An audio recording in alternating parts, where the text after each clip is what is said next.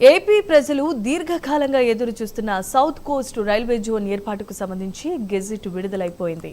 దాదాపు 40 ఏళ్ల కల సాకారం కావడంతో విశాఖలో ఆనందోత్సాహాలు వెల్లివిరిశాయి. విశాఖ పార్లమెంటు పరిధిలో టీడీపీ ఆధ్వర్యంలో స్థానిక railway station gate number 1 bus stop వద్ద సంబరాలు నిర్వహించారు. ఈ కార్యక్రమంలో పార్టీ నాయకులు, కార్యకర్తలు, ప్రజలు పెద్ద సంఖ్యలో పాల్గొన్నారు. సౌత్ కోస్ట్ రైల్వే జోన్ ఏర్పాటు ద్వారా ప్రాంతీయ అభివృద్ధికి ఊతం లభిస్తుందని నాయకులు తెలిపారు. రైల్వే జోన్ ద్వారా ఉద్యోగ అవకాశాలు పెరగడంతో పాటు రైల్వే మౌలిక సదుపాయాలు మెరుగుపడతాయని ఆశాభావం వ్యక్తం చేశారు. ఈ కొత్త రైల్వే జోన్ వచ్చే జూన్ 1 నుంచి అధికారికంగా తన కార్యకలాపాలు ప్రారంభించబోతోంది. ఈ జోన్ కిందకు విజయవాడ, గుంటూరు, గుంతకల్లు డివిజన్లు రాబోతున్నాయి.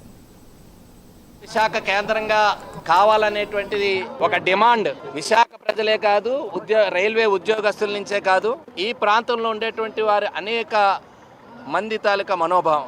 అన్ని రకాల ఉపయోగాలు ఉండేటువంటి ఈ రైల్వే జోన్ అనేటువంటిది అఫీషియల్ నోటిఫికేషన్. అందుకని ఈరోజు భరత్ గారిని కూడా ఇక్కడ ప్రత్యేకంగా అభినందనలు తెలియజేయాలి. ఎందుకంటే మేము ఇక్కడికి ప్రతిపాదన ల్యాండ్ ఇచ్చి భవనాలు కట్టడానికి మళ్ళీ ఏళ్లు గడుస్తాయి. అందుకని ఉన్నటువంటి భవనం అందుబాటులో తీసుకుని వచ్చి డెక్ బిల్డింగ్లో ఈరోజు 2 ఫ్లోర్లలో రైల్వే జోన్ కార్యకలాపాలు ప్రారంభం అయ్యాయి. నోటిఫికేషన్ వచ్చిందంటే అక్కడిక్కడ ఇన్ఫ్రాస్ట్రక్చర్ కూడా ఇవ్వడం జరిగింది. తాత్కాలికంగా ఈరోజు రైల్వే జోన్ కార్యకలాపాలు ప్రారంభమైనంటే ఉన్నటువంటి బిల్డింగ్ను కూడా మనం సదుపాయాన్ని ఏర్పాటు చేయాలంటే ల్యాండ్ అలాట్ చేయడమే కాదు, అక్కడ నిర్మాణాలు పెరిగినా ఇంకా అది ఆలస్యం కాకూడదు, జాప్యం కాకూడదు అనేటువంటి నిర్ణయంతో ఈరోజు చంద్రబాబు నాయుడు గారు ఇలాంటి వేగంగా ఇలాంటి నిర్ణయాలు తీసుకున్నారని చెప్పి మీ అందరికీ మనం చేసుకుంటూ, అందులో ఈరోజు నరేంద్ర మోడీ గారికి, అలాగే రైల్వే మంత్రి గారికి, ముఖ్యంగా మా పార్లమెంటు సభ్యులందరికీ కూడా, రాష్ట్రంలో ఉండేటువంటి పార్లమెంటు సభ్యులందరికీ, దానికి నాయకత్వం ఇచ్చినటువంటి శ్రీభరత్ గారికి కూడా నా ప్రత్యేక అభినందనలు తెలియజేస్తూ, ఈరోజు రైల్వే ఎంప్లాయీస్ ఎంతోమంది ఎప్పటి నుంచో ఉండేటువంటి ఉద్యమాలు, వారందరికీ కూడా మీ అందరి తరఫున ఈరోజు ఎవరైతే జోన్ కార్యక్రమాలు కావాలి, ఈ జోన్కి హెడ్ క్వార్టర్స్ ఇక్కడ అవ్వాలి, డిఆర్ఎం కార్యాలయం కూడా ఇక్కడే ఉండాలి అనేటువంటి కోరికతో ఉన్నారో వారందరికీ కూడా విజయంగా ఇది భావిస్తూ, ఇది రాష్ట్ర ఆదాయాన్ని పెరిగి ఉపాధి అవకాశాలు పెరిగేటువంటి ఒక బ్రహ్మాండమైనటువంటి ఆపర్చునిటీ అని చెప్పి మీ అందరికీ తెలియజేస్తూ, ఎప్పటి నుంచో అనేక పోరాటాలు రైల్వే దీన్ని కానీ పొలిటికల్గా కానీ అనేక పోరాటాలు చేసిన విషయం మీ అందరికీ తెలుసు. ఇంతకుముందే మన తెలుగుదేశం పార్టీ ఆధ్వర్యంలో కూటమి లాస్ట్ గవర్నమెంట్లో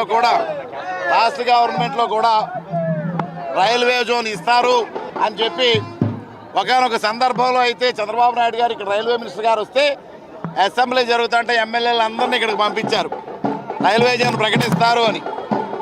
కానీ అనివార్య కారణాల వల్ల ఆ రోజు ఆ రైల్వే జోన్ ప్రకటించలేదు. ఆ తర్వాతే ఈ ఉద్యమం అనేది కాదు, మన విశాఖ హెడ్ క్వార్టర్స్గా ఉండాలి, ఆంధ్రప్రదేశ్కి కానీ లేకపోతే ఉత్తరాంధ్రకి కానీ న్యాయం జరుగుతుంది, తెలుగు ప్రజలందరికీ న్యాయం జరుగుతుంది అనే ఒక సదుద్దేశంతో ఈ పోరాటానికి రూపకల్పన జరపడం జరిగింది. ఎంపీ గారు శ్రీభరత్ గారు చొరవ తీసుకుని దీని ఆవశ్యకతను గట్టిగా చెప్పి పార్లమెంటు సభ్యులందరినీ కూడగట్టి రైల్వే మినిస్టర్ గారికి, మోడీ గారికి, అమిత్ షా గారికి రిప్రజెంట్ చేసి కావాల్సిన ఆవశ్యకతను నొక్కి చెబితే వారందరూ ఒప్పుకొని తీర్మానించి రైల్వే జోన్ ప్రకటించడం జరిగింది. ఈ జోన్ ఇలా గెజెట్ ప్రకటించడం చాలా హర్షాతిరేకం.